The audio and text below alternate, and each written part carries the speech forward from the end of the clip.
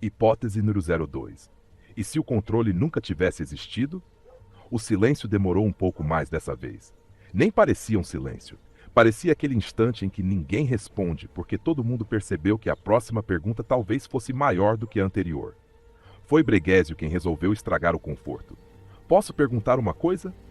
Silvan sorriu daquele jeito que parecia mais cansaço do que humor.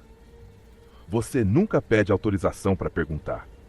A Loca foi olhando para os dois, como quem já conhecia o final da conversa antes mesmo dela começar. Então pergunta. Breguésio respirou fundo. Se a droga nunca foi o assunto, então por que todo mundo fala tanto dela? A Loca deu de ombros. Porque é mais fácil discutir o que cabe na mesa do que aquilo que ocupa uma vida inteira. Silvan completou. A substância pode ser colocada dentro de um saco plástico. A repetição? Não. O desejo? Não. A necessidade de existir para alguém? Também não. O problema é que ninguém gosta de discutir aquilo que não consegue pegar com as mãos. Breguésio ficou olhando para o chão. Então, o controle também é uma dessas coisas? Silêncio outra vez. A Loca respondeu quase rindo. Agora você começou a fazer perguntas perigosas, porque veja que curioso. Desde criança ensinam que você controla a própria vida, controla seus pensamentos, controla suas emoções, controla suas escolhas, controla seu futuro, controla quem você ama, controla quem você esquece, controla até quando vai ser feliz. E aí, a vida aparece. Silvan levantou a cabeça. A vida sempre estraga as teorias. Você decide dormir cedo, não consegue. Decide esquecer alguém, não esquece. Decide parar de pensar. Pensa mais ainda. Decide não sentir medo. O medo chega primeiro. Curioso.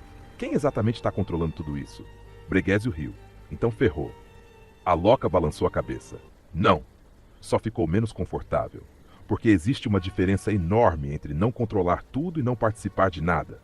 O problema é que as pessoas gostam de extremos. Ou acreditam que mandam em tudo, ou acreditam que não mandam em absolutamente nada. E a vida nunca funcionou assim. Silvan continuou. Freud já desconfiava disso. Spinoza também. Schopenhauer escreveu páginas inteiras sobre isso. Depois veio a neurociência mostrando que o cérebro inicia processos antes mesmo da consciência dizer eu decidi.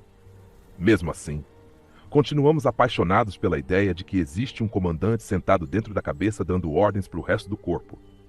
Mas, não existe? A Loca sorriu. Existe uma história, existe um corpo, existe uma cultura, existe um cérebro aprendendo, existe memória, existe linguagem, existe fome, existe medo, existe desejo, existe repetição. Agora, esse sujeito soberano que manda em tudo, esse aí eu nunca encontrei. Silvan respirou devagar. Talvez porque ele seja uma boa história, e boas histórias sobrevivem mesmo quando a realidade começa a desmenti-las. Os três ficaram em silêncio. Lá fora o mundo continuava fazendo exatamente o que sempre fez. Produzindo urgências, produzindo distrações, produzindo promessas, produzindo certezas. Breguésio voltou a falar. Então quer dizer que ninguém controla nada? A Loca respondeu imediatamente. Não foi isso que eu disse. Você participa. Mas participa de um jogo que começou muito antes do seu nascimento. Seu corpo já chegou cantando milhões de anos de evolução. Sua família já existia. Sua cultura também. Sua língua já estava pronta. Seu bairro, sua escola, sua religião, sua classe social, seu tempo histórico. Nada disso pediu autorização para existir antes de você. E ainda assim, tudo isso participa das escolhas que você chama de suas. Silvan olhou para Breguésio. O livre-arbítrio talvez não seja uma mentira. Talvez seja apenas muito menor do que imaginamos. Breguésio ficou alguns segundos sem responder. Depois perguntou baixinho. Então, por que a gente insiste tanto em acreditar que controla tudo? A Loca respondeu olhando diretamente para ele. Porque a alternativa assusta. Aceitar que somos atravessados pela biologia, pela história, pelo discurso, pela economia, pela linguagem, pela cultura, exige mais humildade do que quase todo mundo suporta. É mais confortável acreditar que tudo depende apenas da força de vontade.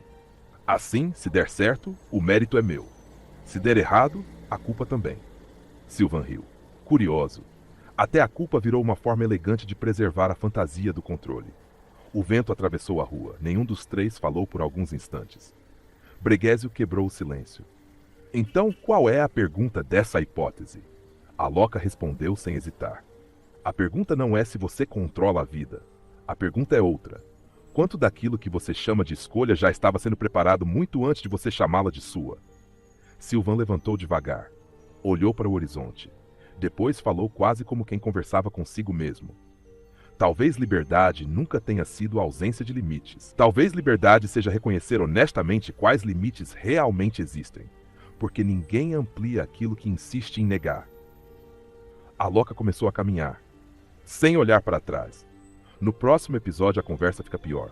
Vamos falar sobre uma palavra que todo mundo usa e quase ninguém consegue definir: desejo, porque talvez ele também nunca tenha pertencido completamente a você. Conversas que a dependência nunca teve. Hipótese número 2, episódio 2. O desejo também não pediu sua opinião. A rua continuava exatamente igual. Carros passando, gente correndo, telefone tocando. Todo mundo parecia muito ocupado. Engraçado, ninguém parecia saber exatamente com o quê. Breguesi olhou para a Loca. Você falou uma coisa ontem que ficou martelando na minha cabeça. Qual delas? Essa história de que talvez o desejo nunca tenha sido meu. Silvan deu uma risada curta. Bem-vindo ao problema. A Loca parou de andar, olhou para uma vitrine cheia de celulares, todos brilhando, todos prometendo alguma coisa. Nenhum dizendo exatamente o quê. Me responde uma pergunta, Breguesi. Quando foi a última vez que você desejou alguma coisa sem que alguém tivesse mostrado aquilo primeiro? Ele ficou parado. Tentou lembrar. Não conseguiu. Nunca pensei nisso, Silvan respondeu antes. Ninguém pensa, porque a propaganda bem feita desaparece. Ela deixa de parecer propaganda, passa a parecer vontade própria. A Loca apontou para a rua. Olha em volta. Roupa, carro, relógio, curso, viagem, academia, corpo, status. Tudo isso aparece como desejo. Mas será que nasceu mesmo dentro da pessoa? Ou alguém plantou antes? Breguesi ficou olhando para as pessoas. Pareciam todas andando atrás de alguma coisa. Nenhuma parecia ter chegado. Então o desejo pode ser fabricado? Silvan sorriu. Pode? Meu amigo. Existe uma indústria inteira vivendo disso. Publicidade, marketing, redes sociais, influenciadores, algoritmos, economia da atenção. Tudo funcionando 24 horas por dia para convencer você de que falta exatamente aquilo que eles estão vendendo. A Loca completou. O capitalismo descobriu uma coisa genial. É muito mais lucrativo fabricar falta do que vender produto. Silêncio. Breguesi olhou para ela. Explica. Simples. Se eu vendo um copo, você compra. Acabou. Agora, se eu convencer você de que nunca será suficiente, você volta amanhã. Depois de amanhã, semana que vem, ano que vem. A indústria não vende objetos, ela vende ausência. Silvan passou a mão na barba. Schopenhauer dizia que a vida oscila entre desejo e tédio. Quando conseguimos aquilo que queríamos, inventamos outra falta. A economia moderna apenas profissionalizou esse mecanismo. Breguesi deu uma risada. Então eu trabalho para comprar uma coisa que vai me fazer querer outra? Exatamente, respondeu a Loca. E ainda chama isso de liberdade. Os três continuaram andando. Um garoto passou olhando para o celular. Nem percebeu um cachorro atravessando. Quase caiu. Nem levantou os olhos. A Loca observou. Está vendo? O corpo está aqui. O corpo está aqui. Mas a atenção mora em outro lugar. Silvan falou devagar. Quem controla a atenção? Começa a controlar o desejo. Começa a organizar o comportamento. Quem organiza comportamento nem sempre precisa mandar, basta sugerir. Breguesi respirou fundo. Então é por isso que eu entro para ver uma mensagem e saio uma hora depois? A Loca sorriu. Você acha que entrou? Talvez tenha sido chamado. Silêncio outra vez. Breguesi olhou para o próprio bolso. Pegou o celular. Olhou para a tela. Nem sabia por quê. Percebeu o movimento. Sorriu sem graça. Caralho! Silvan não perdeu a oportunidade. Viu? Nem foi o aparelho. Foi o hábito. O corpo já tinha aprendido. A Loca olhou para ele. É por isso que a hipótese número 1 nunca falou apenas de droga. Porque repetir é muito mais antigo do que qualquer substância. A substância muda, o mecanismo continua. Os três ficaram alguns segundos observando a cidade. Era curioso. Milhares de pessoas, cada uma acreditando estar escolhendo, cada uma sendo atravessada por milhares de estímulos invisíveis. Breguesi quebrou o silêncio. Então, existe algum desejo que seja realmente meu? Silvan demorou para responder. Talvez mais do que o normal. Talvez. Mas descobrir isso provavelmente seja o trabalho de uma vida inteira. A Loca voltou a caminhar. E essa já é a próxima conversa. Porque antes de perguntar o que você deseja, talvez seja preciso descobrir quem aprendeu a desejar primeiro. Os três desapareceram no movimento da cidade. A rua continuava cheia. O algoritmo também. Conversas que a dependência nunca teve. Hipótese número 2, episódio 4. Quem ensinou você a desejar? O café já estava frio. Ninguém parecia preocupado. Sylvain segurava a xícara como quem segurava uma lembrança. Breguésio continuava olhando para o próprio celular. Virou a tela para baixo. 5 segundos depois, virou novamente. Aloca sorriu. Você percebeu? Breguésio levantou os olhos. O quê? Você acabou de responder ao celular antes mesmo de ele chamar. Silêncio. Ele olhou para o aparelho. Depois olhou para ela. Puta merda. É verdade. Sylvain deu uma risada curta. É assim que o hábito vence, quando ele deixa de esperar um motivo. Aloca continuou. Você não pegou o celular porque precisava. Pegou porque o corpo resolveu conferir se havia alguma coisa. Veja a diferença. A necessidade já não veio do mundo, veio da expectativa. Breguésio coçou a cabeça. Então o corpo aprende a esperar? Aprende, respondeu Sylvain. Aprende horários, aprende cheiros, aprende lugares, aprende pessoas, aprende até ausências. É por isso que determinados lugares fazem alguém lembrar imediatamente de alguém, ou de uma bebida, ou de uma música, ou de uma dor. A memória nunca trabalha sozinha. Aloca caminhava devagar. O cérebro é econômico. Quando encontra um caminho que funcionou uma vez, ele tenta reutilizá-lo, não porque seja o melhor, mas porque já é conhecido, Breguésio perguntou. Então é por isso que mudar é tão difícil? Exatamente, respondeu Aloca. Mudar não significa apenas abandonar um comportamento, significa construir outro caminho inteiro. E isso custa energia. O corpo resiste. Sylvain olhou para o horizonte. A repetição sempre foi mais barata do que a transformação. Por isso ela vence tantas vezes. Os três chegaram a uma praça. Uma criança brincava de correr atrás dos pombos. Ria, caía, levantava. Tentava de novo. Breguésio ficou olhando. Engraçado, ela não tem medo de errar. Aloca respondeu. Ainda não ensinaram que errar diminui o valor dela. Depois ensinam. Depois chamam isso de maturidade. Sylvain balançou a cabeça. E anos mais tarde, gastam fortunas tentando convencer adultos de que eles podem voltar a experimentar sem medo. Veja como somos curiosos. Primeiro ensinamos, depois tratamos. Breguésio ficou calado. Parecia reorganizar alguma coisa dentro de si. Então, até o jeito que eu penso pode ter sido aprendido? Sylvain respondeu imediatamente.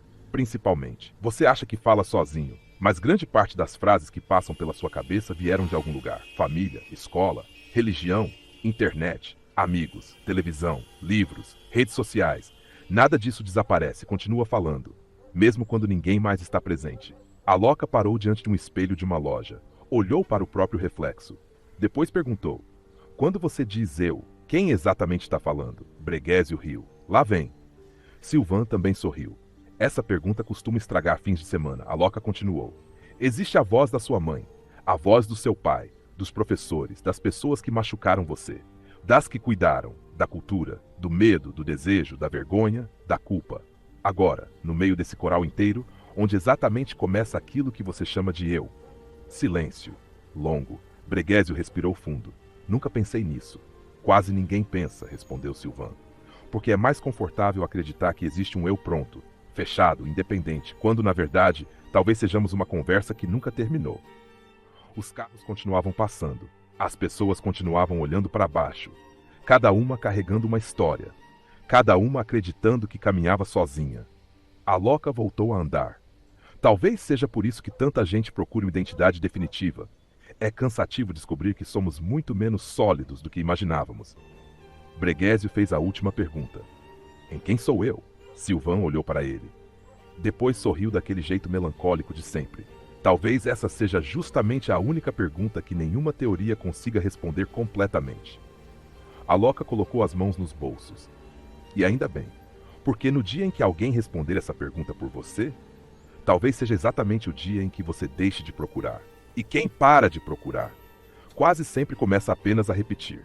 A cidade seguia seu movimento. Os três desapareceram na esquina. Mas a pergunta permaneceu. Quem ensinou você a desejar? E quem continua falando quando você acredita estar pensando sozinho?